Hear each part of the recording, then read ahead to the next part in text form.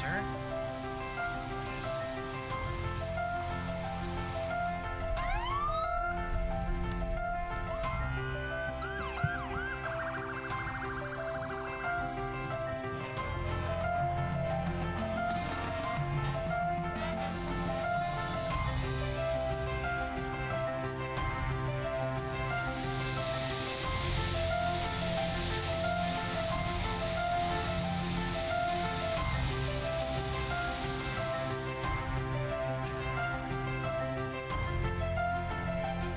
This time we would like to welcome you to Washington, D.C.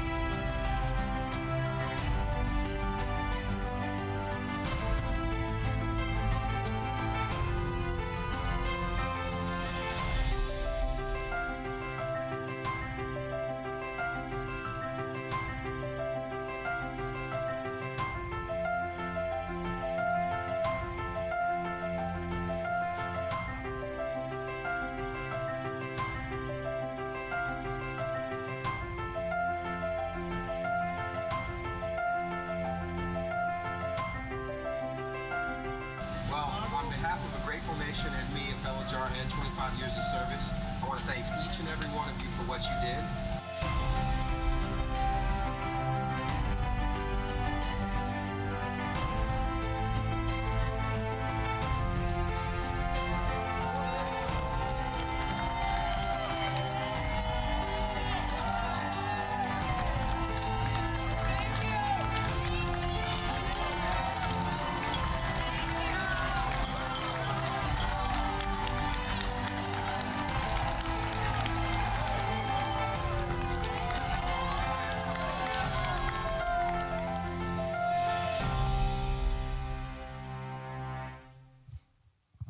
That all happens in one day. I'm very blessed and fortunate to be able to work with this organization, and I thank God every day for allowing me to be part of it. It's an amazing program, and we've done 25 missions now. This was the video from the flight back in September, and with 22 missions, we have taken 1,706 veterans out to D.C. so that they can see the memorials that were built in their honor.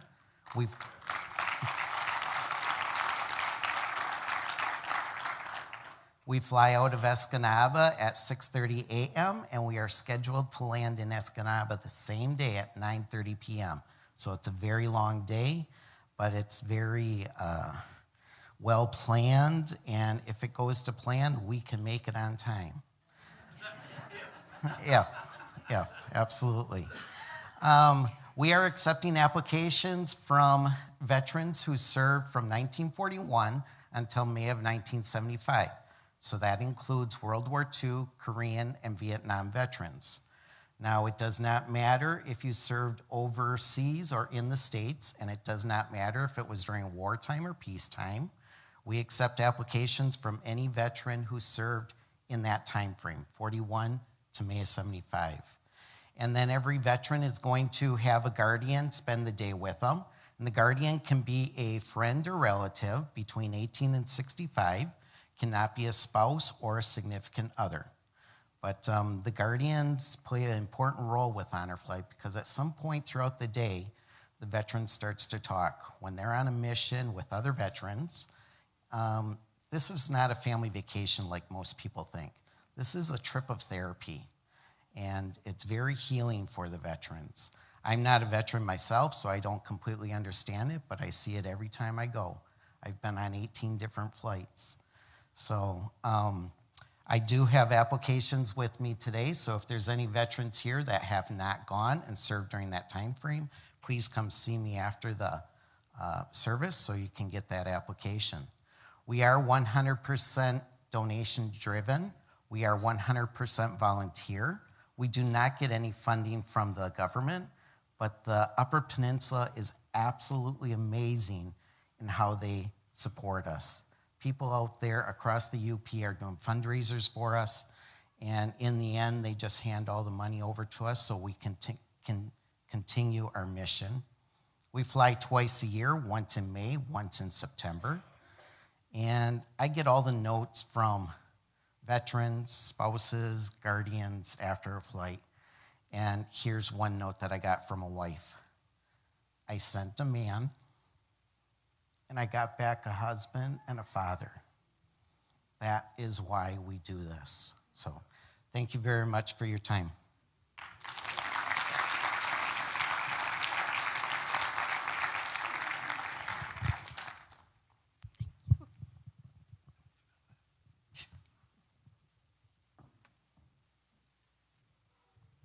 Good morning, church.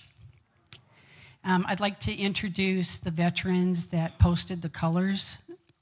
John Haswell, 10 years, the United States Air Force. Brian Hula, 10 years, United States Air Force. Clint Carlson, 31 years with the Army National Guard. And I'm Marcia Short, and I retired with 26 years out of the United States Navy.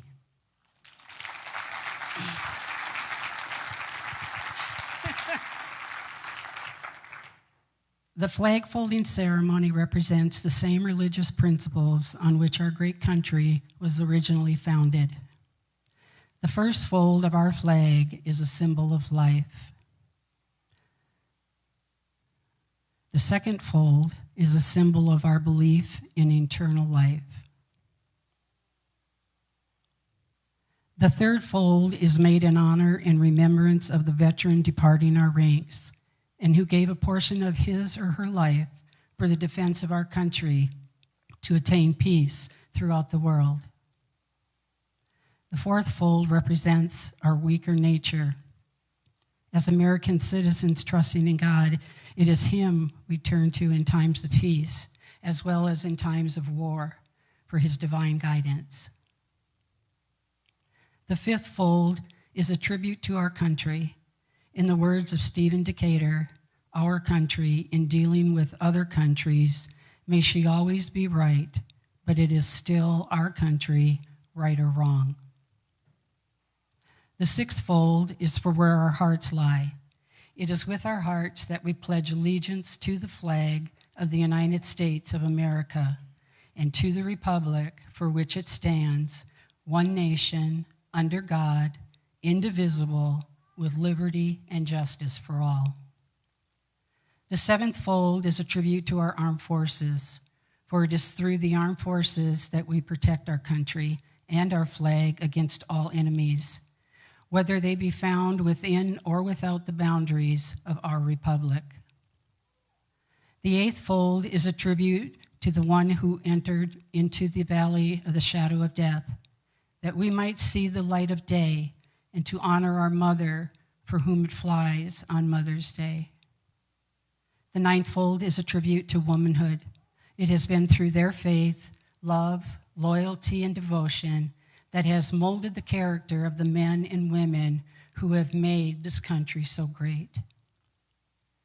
The 10th fold is a tribute to Father, who has also given his sons and daughters for the defense of our country since he or she was first born.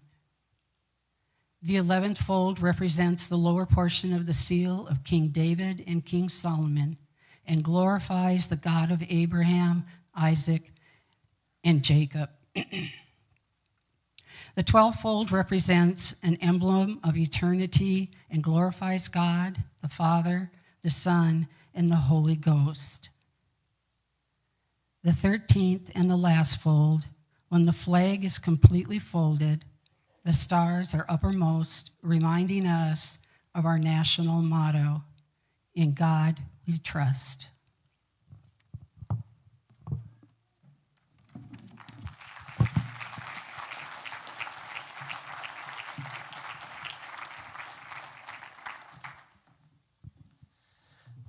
It is such a huge privilege today to have Steve Coturni with us. Steve was born in Escanaba in 1975.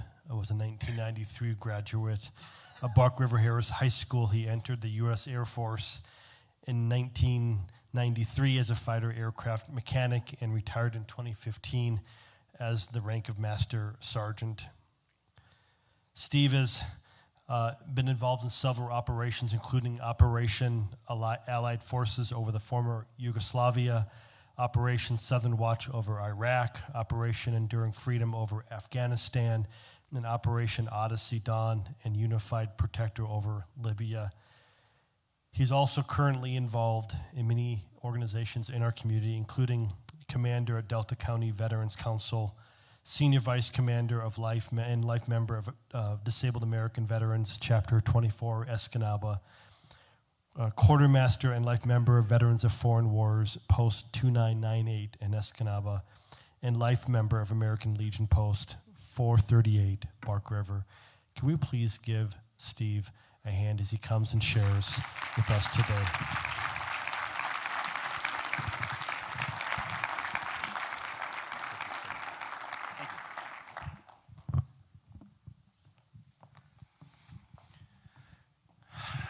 Good morning, congregation of New Life Church here in Escanaba.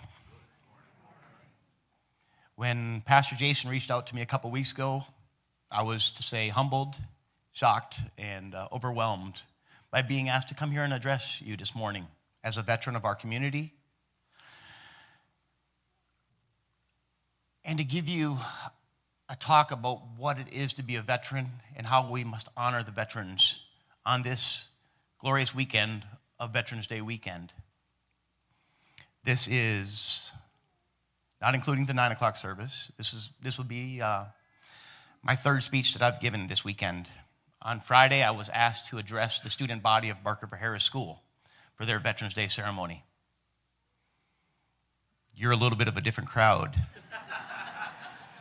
than 347 7th through 12th graders. But the message that I delivered to them is very similar to the message I want to deliver to you today. Holding onto their attention was not the easiest thing that I had to do. But this is why I dressed the way I am today. 9 years ago, 9 years and 4 days ago was the last time I wore this uniform. Because that's the day I retired. Normally, if you see me in the community, I have a nice beard. It looks real good with its salt and pepper shake. And I get the ladies looking a little bit left and right, and you're like, who's that good-looking guy? Yes, I'm humble. But on Friday morning, I was going for the shock and awe value. I'm a school bus driver now for Bark River Harris. I see some of my riders out here. And when they saw me on Friday, when I put on my uniform, none of them recognized me. Because when I put this uniform on, even though I'm retired from the United States Air Force, the minute I put this back on, I have to go 100% back into dress and appearance regulations. So that beard came off Friday morning at 9 a.m., and my face has been frozen ever since. Hunting season this year will be a little chilly in that blind until the beard comes back. And it is coming back. Because I don't know when I'm going to put this uniform on again. But for 22 years, I wore this uniform. And I served this nation. And now I'm counted amongst the veterans of our nation. But all those serving today are already veterans. They are already heroes. As a young man growing up in Bark River, I was inspired by the veterans of my community, the old World War II veterans that I saw every year carrying the flag at the front of the parade on 4th of July, or marching up and forth on Memorial Day at the cemeteries, calling out the names of all those who had been laid to rest. I was inspired by them. What great, great individuals to look upon. How do I thank them for their sacrifice? I couldn't come to words on how to thank them enough. But they were there standing proud of what they have done and what they had accomplished. And then I learned of the next generation of veterans that came after them and how they weren't celebrated and how they weren't honored for their sacrifices. Those veterans were the veterans of my father's generation, those that were called up to service and were shipped off to a god-awful place in the world, fighting an enemy that they had no quarrel with. They had to do things, see things, and experience things that no human being should ever have to do.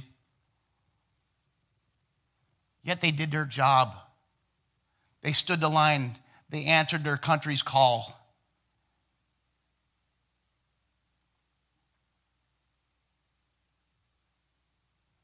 Scott, with his honor flight, is now honoring them like they have never been honored before.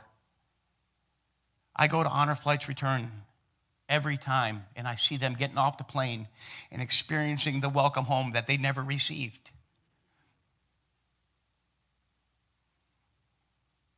I'm what you would call a Gulf War 9/11 veteran.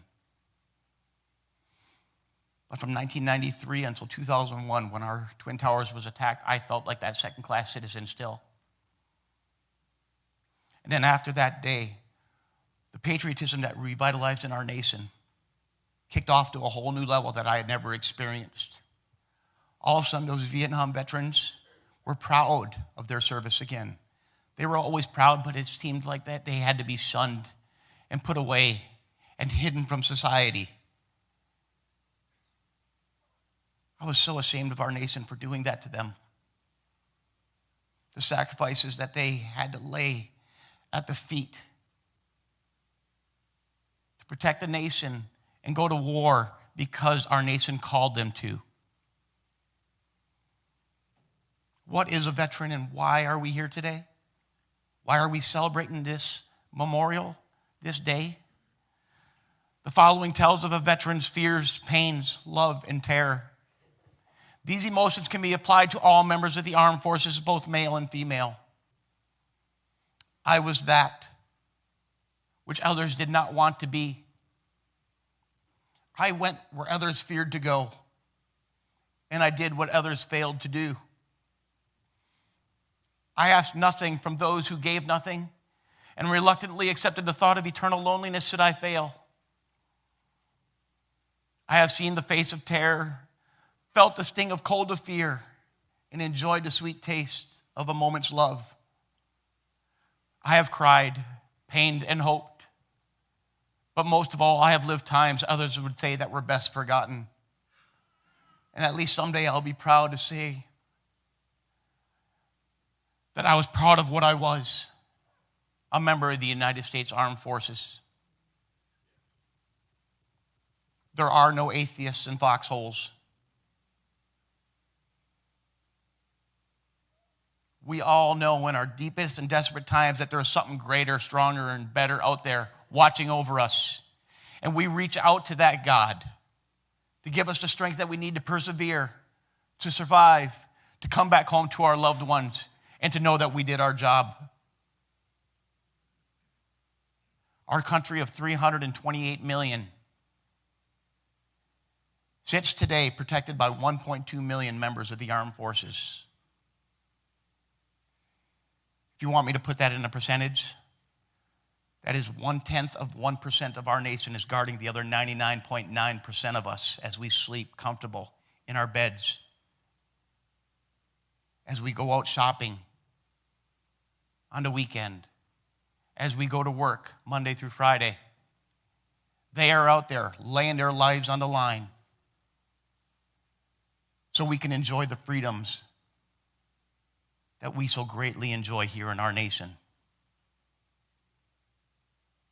I grew up 12 miles up the road in Bark River. And I never thought in a million years, after 22 years of moving around the world, seeing some of the greatest and most awful places in the world, that I would ever settle back in this area. But you know what? There's no place like the UP. Our patriotism runs deep, strong, hearty. We're about family, country, and our God. The veteran population of the UP runs right around 10%. 350,000 people in the UP. That means 10%, 35,000 of them are veterans of our nation's armed forces. You go anywhere else in the country, and I've been there, you're looking at maybe 1 to 2% max. Our patriotism here runs deep, and you should be proud of the patriotism that is in our communities. Proud of the veterans that serve and continue to serve in our community in every way they can.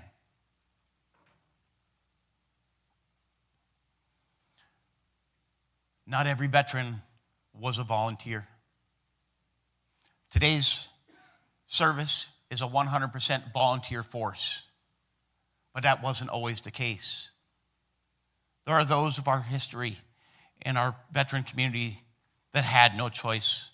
The country called their name, and they were forced to respond. And they were sent to god-awful places in the world, places that I can't even imagine. They had to do things that no normal human being should ever have to do. And they saw things that no one should ever have to see. But they overcame those obstacles. Why? It's not because they were superhuman beings, or not because they were crazy in the head and just did it anyways. No, they did it for their fellow veteran that was sitting next to them. They were there trying to uphold the freedoms that we so greatly enjoy here. They overcame obstacles, fear, hurt, pain, suffering, and performed their duties. And yet when they came home, they were not celebrated.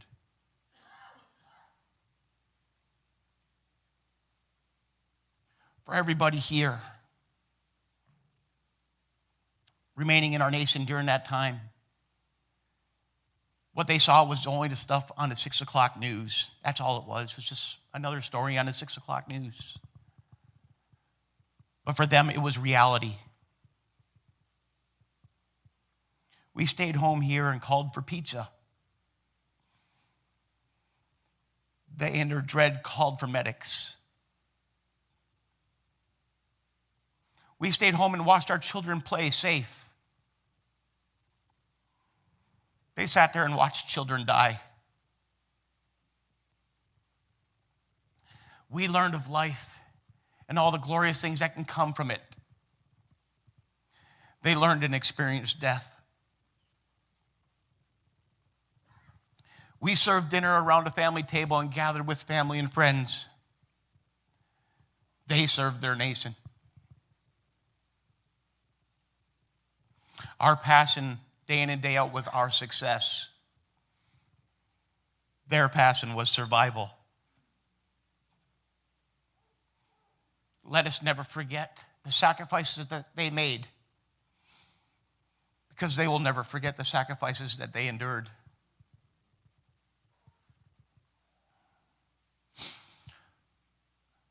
I go out throughout our community, whether I'm shopping or just driving through, and I see the veterans of our community. I'm one of them. I'm usually wearing my Air Force hat or my Air Force shirt or something. But every one of them I walk up to and I shake their hand and I thank them for their service.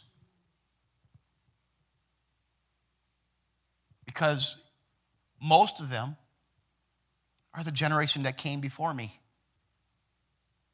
The ones that were never thanked. The ones that were never celebrated. And I look into their eyes and I said, you might not know, but you inspired me.